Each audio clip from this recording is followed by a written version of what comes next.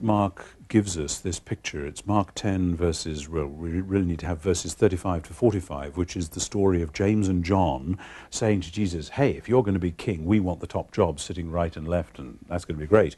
And in fact, life's not quite like that, because Jesus says, you don't understand what you're asking for, because to sit at my right and my left is not for me to decide. And of course, in Mark's gospel, it's clear who gets to sit at Jesus' right and left when he becomes king of the Jews. It's the brigands who are crucified on either side of him.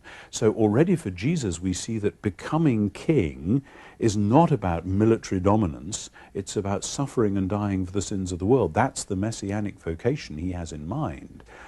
And then the bit running up to that quotation from Isaiah about dying as a ransom for many, Jesus actually gives what we would call a political spin to it. He says, this is how the kings of the earth do things. They tyrannize their subjects, but for me and for you, it's got to be the other way up. If you want to be great, you've got to be the servant.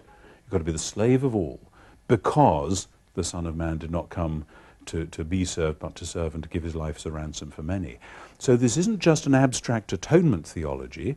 It's a way of saying Jesus is suffering in your place, on your behalf, dying for the sins of the world, and, please note, this reverses and turns on its head the world's way of doing power.